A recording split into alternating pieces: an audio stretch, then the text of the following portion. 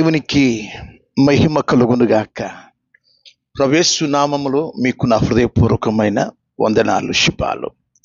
ప్రియులారా, మన ప్రభుల వారు అందరికీ ప్రభు, కుల మత భేదం ఏమీ లేకుండగా ఆయన ప్రతి వారికి ప్రభు అన్న మాట అది 100% వాస్తవం. ఈరోజు దానిని గురించిన విషయాలు మీకు చెప్పాలని ఆశిస్తూ ఉన్నాను. ఈరోజు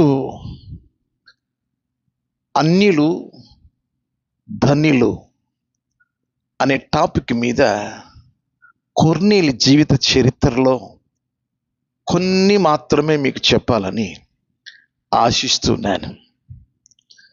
ఈ యొక్క అపోస్తుల కార్యముల గ్రంథం 10వ అధ్యాయం, ఈ అధ్యాయంలో కొర్నేలి అనే రోమా సైన్యాధిపతి గురించి, శతాధిపతి గురించి రాయబడిన విషయాలు ప్రతి క్రైస్తవుని ఉజ్జీవపరుస్తుంది. అన్యుడు ధన్యుడుగా ఆ చరిత్రలో తెలియపరచబడుతుంది.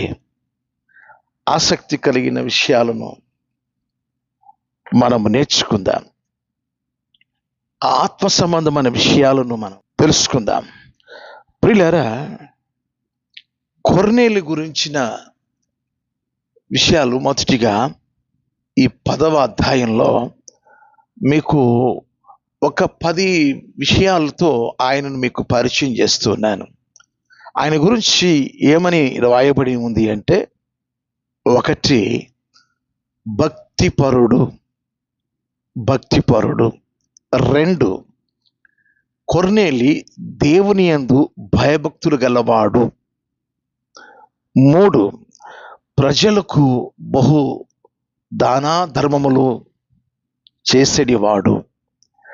4 దేవునికి ప్రార్థించేవాడు, అనగా ప్రార్థనాపరుడు.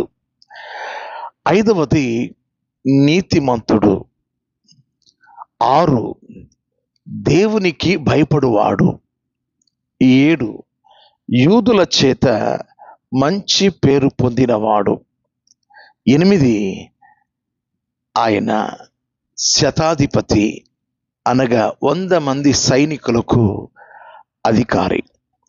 9 దేవదూత చేత బోధింపబడిన వాడు.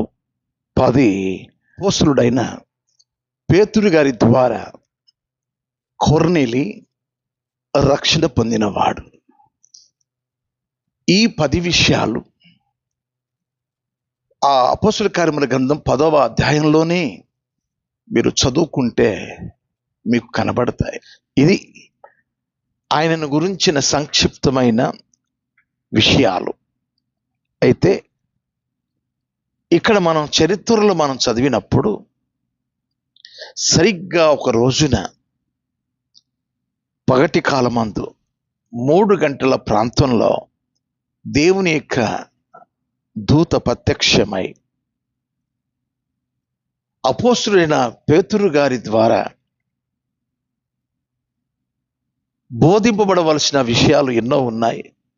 కొర్నేలికి పేతురు గారి బోధ అవసరమని హెచ్చరింపబడి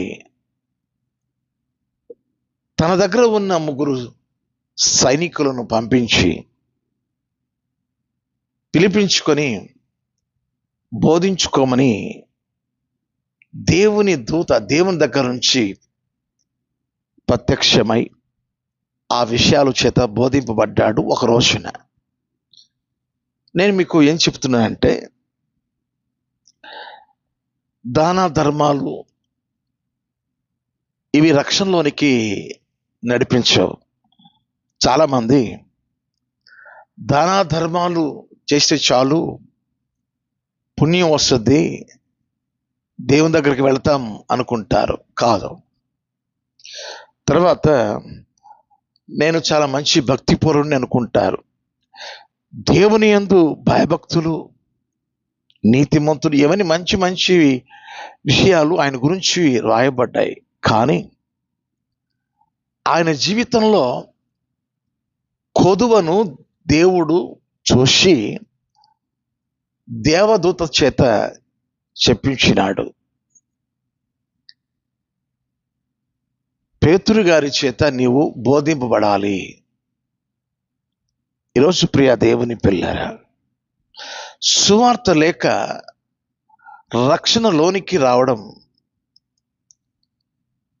యేసు ప్రభు పుట్టుక గురించి, మరణము గురించి,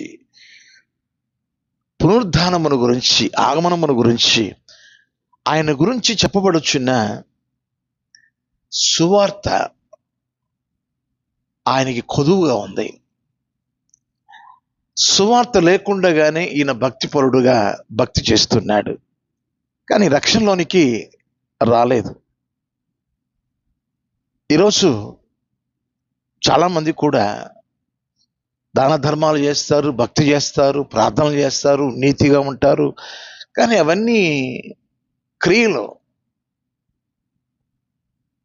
యేసు ప్రభువుని గురించిన సువార్తను ఎవరైతే నమ్ముతారో, ఆ సువార్తలో ఉన్న ప్రభువును రక్షకునిగా స్వీకరిస్తారో, అప్పుడే రక్షణలోనికి రావడానికి అవకాశం ఉంటుంది. ఎందుకంటే నోటితో నేను పాపిని అని ఒప్పుకోవాలి, హృదయమందు ప్రభువారు నా పాపముల కొరకు చనిపోయాడు, లేఖనముల ప్రకారంగా సమాధి చేయబడ్డాడు, తిరిగి 3వ దినాన నా పాపముల కొరకు తిరిగి లేచాడు అని హృదయమందు విశ్వసించాలి. అప్పుడే పాపికి రక్షణ సంప్రాప్తమవుతుంది. నా ప్రియమైన దేవుని పిల్లరా, కొర్నేలి యెరూషలేముకు పశ్చిమాన 100 కిలోమీటర్ల దూరంలో ఉన్న కైసరయ అనే ప్రాంతంలో ఉన్నాడు. ఆయన రోమా సైనిక శతాధిపతి, ఒక అధికారిగా అతడు పనిచేస్తున్నాడు. దేవుని యందు భయం కలిగి, భక్తి కలిగి, నీతిమంతుడిగాను, యూదుల చేత మంచివాడుగా పేరు తెచ్చుకొని దాన ధర్మాలు చేసుకుంటూ కుటుంబంతో కలిసి ప్రార్థనలు చేసుకుంటున్నాడు. కానీ అతనికి రక్షణ కొదువుగా ఉంది. ఆ రక్షణ ఇవ్వడానికి కైసరాకు దక్షిణాన 50 కిలోమీటర్ల దూరంలో ఉన్న యొప్పే అనే ప్రాంతంలో చర్మకారుని ఇంట, సిమోను అనబడిన చర్మకారుని ఇంట మేడగదిలో ఉంటున్న ఆయనకు దేవుడు కూడా దర్శనము ద్వారా, ముమ్మారు దర్శనము ద్వారా 4 చెంగులు కలిగిన ఒక దుప్పటి ఒక పాత్రగా ఆకాశం నుంచి కిందికి దిగడం, అందులో అపవిత్రమైనవి, నిషిద్ధమైనవి, పురుగులు, జంతువులు, పక్షులు చంపుకు తినమని దేవుని స్వరం వింటూ ఉంటే, ప్రభువా వద్దు ప్రభువా, వద్దు ప్రభువా, నేను ఇప్పటికీ అపవిత్రమైనది నా నోటికి నేను రానిలేదు ప్రభువా, వద్దు ప్రభువా అని బతిమలాడుతున్నప్పుడు ముమ్మారుగా అనగా 3 పర్యాయాలు ఆ దుప్పటి చెంగు ఒక పాత్రగా దిగి రావడం చూస్తున్నప్పుడు తేరుకొని, ఏంటి ఈ యొక్క దర్శనం ఆలోచన ఉన్నప్పుడు కింద 3 మనుషులు పేతురు గారి కోసం వచ్చి ఉన్నారు. దేవుడు చెప్పినాడు, నీ కోసం కింద 3 మనుషులు వచ్చి ఉన్నారు, వారితో బడి వెళ్ళమన్నాడు దేవుడు. నా ప్రియమైన దేవుని పిల్లలరా, దేవుడు చెప్పాడు కదా వెళ్ళమని. అలాగా 50 కిలోమీటర్ల దూరంలో నడుచుకుంటూ వెళ్ళారు. ఆనాటి దైవ సేవకుల యొక్క పరిస్థితులు, దేవుని స్వరాలు విని దేవుని ఆనతి చొప్పున సేవా పరిచర్య చేసేవారు. అక్కడ యొప్పైకి మనుషులను పంపించి సీమోను పేతురును పిలిపించుకొని బోధించుకో, ఆయన చేత కొన్ని మాటలు చెప్పించుకోమని చెప్పబడడం. ఈ రెండు విషయాలు తన ఆత్మీయ జీవితానికి పురోగతి, ప్రగతి, ఆత్మీయ క్షేమాభివృద్ధి ఆయనకి కలిగినది. ప్రియ దేవుని పిల్లరా, పేతురు గారు వస్తున్న సంగతి ఈయన విని వెంటనే స్నేహితులను, బంధువులను, చుట్టుపక్కల వారిని పిలిపించుకొని వారు కూడా ఈ మాటలు వినాలి అన్న ఉద్దేశంతో అందరినీ పిలిపించుకున్నాడు. ప్రియ దేవుని పిల్లలరా, నేను మీకు ఒక చక్కని వాక్యాన్ని నేను చదువుతాను, చూడండి ప్రియులారా. అపోస్తలుల కార్యముల గ్రంథం 10వ అధ్యాయం 33వ వాక్యం. వెంటనే నిన్ను పిలిపించితేని నీవు వచ్చినది మంచిది.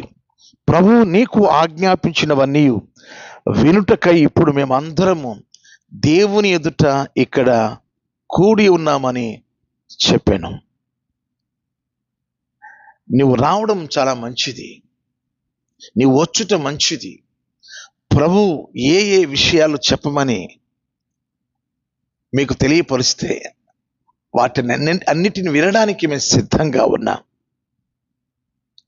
ఈరోజు ప్రియ దేవుని పిల్లరా, చక్కని మాటలతో ప్రారంభ వచనాలు ఎలా ఉన్నాయో చూడండి. అపోస్తలుల కార్యముల గ్రంథం 10వ అధ్యాయం 34, 35 వాక్యాలు, 36 వాక్యాలు నేను చదువుతున్నా. దేవుడు పక్షపాతి కాడని నిజముగా గ్రహించి ఉన్నాను. ప్రతి జనములోనూ ఆయనకు భయపడి నీతిగా నడుచుకొనువానిని ఆయన అంగీకరించెను. యేసుక్రీస్తు అందరికీ ప్రభు. ఆయన ద్వారా దేవుడు సమాధానకరమైన సువార్తను ప్రకటించి ఇశ్రాయేలీయులకు పంపిన వర్తమానం మీరు ఎరుగుదురు. ఈరోజు ప్రియ దేవుని పిల్లరా, యేసుక్రీస్తు అందరికీ ప్రభు. ఆయనకి పక్షపాతం లేదు. ఆయనకి అందరూ కావాలి, అందరూ ఆయన పిల్లలుగా జీవించాలి అన్న యోచన దేవుడు కలిగి ఉన్నాడు. వెంటనే ప్రభుల వారి యొక్క సువర్తమానం చెబుతూ ఉన్నప్పుడు దేవుడు వారి మీదకి పరిశుద్ధాత్మ దిగి రావడం, ఆ ఆత్మలో, ఆ శక్తిలో తన్మయము చెందడం, దేవుని పరిశుద్ధాత్మ అనుభూతిలో వారు తన్మయం చెందుతూ ఉన్నారు, దేవుని శక్తిని ఆస్వాదిస్తూ ఉన్నారు. ఆ మాటల్లో నుండి దేవుని ఆత్మ అభిషేకం వారి మీదకి వచ్చింది.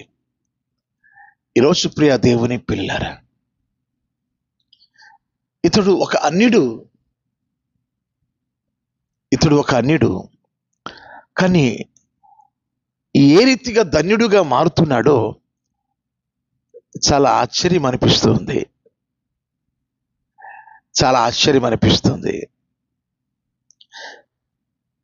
దేవుని పరిశుద్ధాత్మతో వారు తన్మయం చెందుతూ ఉన్నారు, దేవుని గణపరుస్తున్నారు. అయ్యో, అన్యులు, వీరు అన్యులే, వీరు దేవుని పరిశుద్ధాత్మ శక్తిని పొందుకొని ఆనందిస్తున్నారే అని చూసిన వారంతా కూడా ఆనందిస్తున్నారు. దేవుడు అన్యులకు కూడా దేవుడే, అన్యులకు కూడా దేవుడే ఈ దేవుడు అని అందరూ ఆనందిస్తున్నారు. ఈరోజు ప్రియ దేవుని పిల్లరా, వెంటనే వారికి బాప్తిస్మము ఇవ్వడానికి ఆటంకమేమి అని, నీళ్లతో వీరికి బాప్తిస్మం ఇవ్వడానికి ఆటంకము ఏమని వెంటనే అన్య జనాంగమైన అక్కడ కొర్నేలి కుటుంబంతో పాటు అనేకులు అక్కడ బాప్తిస్మము తీసుకున్నారు. ఈ మాటలు వింటున్న నా ప్రియ దేవుని పిల్లరా, ఒక అధికారి కొర్నేలి నీతిపరుడు, దయార్థ హృదయం కలిగిన వాడు, మంచివాడు, దేవుని భయం కలిగిన వాడు, దేవుని భయభక్తులు కలిగిన వాడు, కానీ రక్షణ లేక జీవిస్తున్నాడు. ఆ రక్షణ సువార్త ద్వారా ఆరంభమై దేవుని ఆత్మ ద్వారా స్పందించబడి బాప్తిసము తీసుకొని వారు పరిపూర్ణంగా యేసు ప్రభువారి యొక్క సంఘంలో చేర్చబడి అపోస్తలుల బోధ యందు, సహవాసమందు, రొట్టె విరుచుట యందు, ప్రార్థన చేటి యందు ఎడతెగక దేవుని సంఘంలో వారు వర్ధిల్లడం కొర్నేలి జీవితంలో గొప్ప ఆనందం. అందుకనే అన్యులు ధన్యులు అని మీకు టైటిల్ ఇచ్చాను. యేసు ప్రభు వారు ఒక ప్రాంతానికో ఒక దేశానికో చెందినవాడు కాదు. ఆయన యేసుక్రీస్తు అందరికీ ప్రభు. ఆయన సేవా పరిచర్యలో 10 మంది కుష్ఠరోగులు ఆయన దగ్గరకు వచ్చినప్పుడు వారిని శుద్ధి చేయడానికి మీ దేహాలను యాజకులకు వెళ్ళి కనపరుచుకోమని ప్రభువారు చెప్పారు. వెంటనే వారు పోతూ ఉండగా వెనుదిరిగి, అంటే ప్రభు చెప్పిన మాట బట్టి వాళ్ళు వెళుతున్నారు. వెళుతూ ఉన్నప్పుడు వారి దేహాల్లో మార్పు వచ్చింది. మార్పు వచ్చిన తర్వాత ప్రభు చెప్పినట్టుగా దేహాలను యాజకుల దగ్గరికి వెళ్ళి కనపరుచుకోమన్నాడు కదా. ఈ మార్గ మధ్యలోనే బాగైపోయాము. ఈ విషయము ఆయనకు తెలియచేయాలన్న ఉద్దేశంతో 9 మంది మాత్రము రాలేదు, కానీ ఒకే ఒక్కడు వచ్చినాడు. ఆ వచ్చిన వాడు అన్యుడే. బిగ్గరగా కృతజ్ఞతా స్తోత్రాలు చెల్లిస్తూ ప్రభువు దగ్గర రక్షణ ఆనందంతో, రక్షణ కేకలతో కృతజ్ఞత స్తోత్రాలు చెల్లిస్తున్నాడు. ఆ వచ్చిన వాడు 10 మంది శుద్ధులయ్యారు, కానీ తిరిగి వచ్చిన వాడు ఒక్కడే. ఆ ఒక్కడే అన్యుడు. ఇక్కడ కైసరయ ప్రాంతంలో ఎంతో మంది ఉన్నారు, కానీ కొర్నేలి అనబడిన ఆ కుటుంబం, తనతో పాటు స్నేహితులుగా ఉన్నవారు, రక్త సంబంధికులు అందరూ కూడా పేతురు గారి యొక్క, యేసు ప్రభువారి యొక్క మరణ పునరుత్థానముల గురించిన ఆ స్వర్తమానం చెప్పినప్పుడు దేవుని పరిశుద్ధాత్మ ద్వారా వారు రక్షణ పొందారు. అది అందరూ విని ఎంతో సంతోషించారు. అపోస్తల కార్యముల గ్రంథం 11వ అధ్యాయం మొదటి వాక్యం, అన్యజనులను దేవుని వాక్యము అంగీకరించితిరి అని అపోస్తలులను యోదయ అందంతటా ఉన్న సహోదరులను వినిరి. కాబట్టి అంతటా, యోదయ సమరయ అంతటా వినబడిపోయింది. ఏమని? అన్యులు కూడా రక్షణలోకి వచ్చారు అని తెలియపరచబడింది. అపోస్తల కార్యముల గ్రంథం 11వ అధ్యాయం 18వ వాక్యం, వారు ఈ మాటలు విని మరి ఏమీ అడ్డము చెప్పక, అట్లయితే అన్యజనులకు దేవుడు జీవార్థమైన మారు మనస్సు దయచేసి ఉన్నాడని చెప్పుకొనుచు దేవుని మహిమపరచిరి.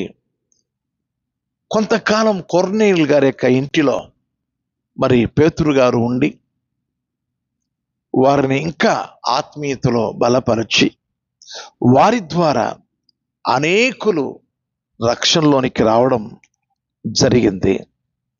ఈరోజు మన ఇంటి వారు రక్షణ పొందిన తర్వాత రక్త సంబంధికులకు, మన స్నేహితులకు కూడా ఆ అనుభవం కావాలని కొర్నేలిలాగా మీరు కూడా ఆశ కలిగి ఉండాలి. కుటుంబ కూడికి పెట్టుతారు, సంఘస్థులు మాత్రం వస్తారు, కానీ సువార్త కూడిక కుటుంబం దగ్గర ఏర్పాటు చేసుకున్నప్పుడు అనేకులను పిలిచి ఆ సువార్తను మనం కానీ వినిపిస్తే వారిలో ఎవరైనా రక్షణ పొందితే ఆ కుటుంబము ద్వారా కొన్ని ఆత్మలు రక్షణ పొందడానికి అవకాశం కల్పించిన వారము అవుతాం. దైవజనుడు మన ఇంటికి వచ్చినప్పుడు, రండి మా ఇంటికి దైవజనుడు వస్తున్నాడు, మీరు కూడా ఆయన చెప్పే కొన్ని మాటలు వినమని మనం పిలవాలి, పిలిచి వినిపింప చేయాలి. దేవుని వాక్యము వారు అంగీకరించితిరి అన్న మాట ఉంది. బైబిల్లో లూకా సువార్త 11వ అధ్యాయం 28వ వాక్యంలో సువార్త వినడం ధన్యత, కానీ సువార్త విని గైకొనడము అనేది, అంగీకరించడము అనేది మరీ ధన్యత, మరీ ధన్యులు. కొర్నేలి ఆ కుటుంబస్తులు ఎవరెవరైతే రక్షణ పొందారో మరీ ధన్యులు. సువార్తను వారు అంగీకరించినారు. ఎంతో కాలం నుండి సువార్త వింటూ ఉంటారు. మందిరాల మైకు ద్వారా, కుటుంబ కూడికల ద్వారా, ఆ తర్వాత ప్రత్యక్షంగా కూడికల్లో వింటూ ఉంటారు. కానీ అది వినుచుందురే కానీ వారు వినరు అని ప్రభు చెప్పాడు. కొంతమంది వినుట వాడుకైపోయింది. హెచ్కేలు గ్రంథంలో 33వ అధ్యాయంలో ఒక వాక్యము, ఆ వాక్యాన్ని నేను చదువుతూ ఉన్నాను, చూడండి ప్రియులారా. హెచ్కేలు గ్రంథం 33వ అధ్యాయం 31వ వాక్యం. నా జనులు రాదగిన విధముగా వారు నీ యొద్దకు వచ్చి నా జనులైనట్టుగా నీ యొద్ద కూర్చోండి, నీ మాటలు విందురు గాని వాటిని అనుసరించి ప్రవర్తింపరు. వారు నోటితో ఎంతో ప్రేమ కనపరచుదురు గాని వారి హృదయము లాభమును అపేక్షించుచున్నది. రాదగిన విధముగా వస్తారు, కూర్చుంటారు, వింటారు, వెళ్తారు, కానీ గైకొనరు, హృదయంలోకి వాటిని స్వీకరించరు. కొర్నేలి ఏ రీతిగా తన స్నేహితులను, బంధువులను, తన కుటుంబీకులందరూ కూడా వారు గైకొన్నారు, అంగీకరించారు, కనుక ఆ కుటుంబానికి రక్షణ వచ్చింది. చివరిలో ఈ మాట చెప్పేసి నేను విరమిస్తాను ప్రియులారా. ఒకసారి ప్రకటన గ్రంథంలో 3వ అధ్యాయంలో 3వ వాక్యంలో నేను చదువుతున్నాను. నీవెలాగ ఉపదేశం పొందితివో, ఎలాగ వింటివో జ్ఞాపకము చేసుకొని దానిని గైకొనొచ్చు మారు మనసు పొందుము. నీవు జాగరూకుడవై ఉండని ఎడల నేను దొంగవలె వచ్చేదను, ఏ గడియను నీ మీదికి వచ్చేదను నీకు తెలియదు. కాబట్టి ఏ రీతిగా నువ్వు ఉపదేశం పొందావో దానిని జ్ఞాపకం చేసుకొని గైకొని మారు మనసు పొందు. కాబట్టి చాలా కాలం నుండి రేడియోలో విన్నాం, కొంతకాలం టీవీలో వింటూ ఉన్నాం, మీడియాలో, సోషల్ మీడియా వచ్చిన తర్వాత ఇక అన్నీ ఈ సోషల్ మీడియాలోనే మనం ఎక్కువగా వింటూ ఉన్నాం. ప్రతిఫలం ఏంటి? ఆ వాక్యములు నీ హృదయంలోనికి ప్రసారం చేయబడాలి, ప్రచురణ చేయబడాలి, ప్రకాశింప చేయబడాలి. చాలామంది అవిశ్వాసులైన వారి మనోనేత్రములకు ఈ సువార్త ప్రకాశింపకున్నట్లుగా ఈ యుగ సంబంధమైన దేవత అవిశ్వాసులైన వారి మనోనేత్రాలకు గురుడితనము కలుగు చేసి ఉన్నది. కనుకనే ఎన్ని మారులు వాక్యం విన్నా లోపలికి వెళ్ళట్లేదు, హృదయంలో వెళ్ళట్లేదు. అందుకని ప్రభు చెప్పాడు, వారు విందురు కానీ వినరు. ఈరోజైనా కొర్నేలి జీవితంలో ఆయన చెప్పిన మాట ఏంటంటే, నీవు ఏమి చెబుతావో ప్రభు చెప్పమని వేటిని ఆజ్ఞాపిస్తే వాటిని వినడానికి మేము సిద్ధంగా ఉన్నాం. వారు విన్నదానిని బట్టి దేవుని పరిశుద్ధాత్మ ద్వారా అభిషేకించబడి రక్షణ పొంది ఆత్మీయులుగా వారు వెలుగులోకి వచ్చారు. జీవార్థమైన మారుమనసు పొందారు, ప్రభు సంఘంలో చేర్చబడ్డారు. మరి ఇంకొక విషయాన్ని మీకు జ్ఞాపకానికి తీసుకొస్తాను. ఎఫెసీయులకు రాసిన పత్రిక 3వ అధ్యాయం 6వ వాక్యం. ఈ మర్మము ఏదనగా, అన్యజనులు సువార్త వలన క్రీస్తు యేసునందు యూదులతో పాటు సమాన వారసులను, ఒక శరీరమందలి సాటి అవయములను వాగ్దానములో పాలివారునై ఉన్నారన్నదే. కాబట్టి ఈ మర్మం ఏంటి అంటే, అన్యజనుల స్వార్థ వలన వారు రక్షణ పొంది యూదులతో సమాన వారసులుగా ఎంచబడ్డారు, పిలువబడ్డారు. ఇక కొట్టివేయబడింది. ఆ ముమ్మారు అపవిత్రమైన ఆ జంతువులు కనబడుచున్నప్పుడు చంపుకో తినమని చెప్పిన ఆ దర్శనము ఇదే. అన్ని అపవిత్రమైన నిషిద్ధమైన ఆ అన్య జనాంగానికి యూదులకు మధ్య అగాధం ఉంది. వారితో స్నేహం చేయరు, వారితో సహవాసం ఉండదు. కాబట్టి మీరు నిషిద్ధమని ఎంచుతున్నారు అన్యజనులను. కాదు, సువార్త వలన వారు కూడా రక్షణ పొంది వారు కూడా నా సంఘములో చేర్చబడతారు. వారు కూడా నా ప్రజలు, నా ఆత్మ సంబంధమైన ప్రజలుగా. కొర్నేలు జీవితం నుంచి ప్రపంచంలో ఉన్న ప్రజలందరికీ ఇది శుభ సందేశం. మొట్టమొదటిగా అన్యుల రక్షణ పొందిన వారు కొర్నేలు కుటుంబస్తులే. కొర్నేలు ద్వారా రక్షణలోకి వచ్చిన వారే మొట్టమొదటిగా ప్రపంచంలో మొదటి క్రైస్తవులుగా మార్చబడిన అన్యుల వాళ్ళు. వారిని బట్టే ప్రపంచం యావత్తు ఈనాడు యూదులతో సమాన వారసులుగా సువార్త వలన, యేసుక్రీస్తు యొక్క స్వార్థ వలన మనం కూడా వెలుగులోకి వచ్చాం, ఆయన సంఘములో చేర్చబడ్డాం. ఇంకా రాబో దినములలో దేవునికి మహిమార్థకరంగా అనేక మంది ప్రభు సంఘములో చేర్చబడి ఆ ప్రభువును ఆరాధించుకుందురుగాక. దేవుడి మాటలు దీవించునుగాక. May God bless you. Thank you. మీ అందరికీ వందనాలు. Thank you.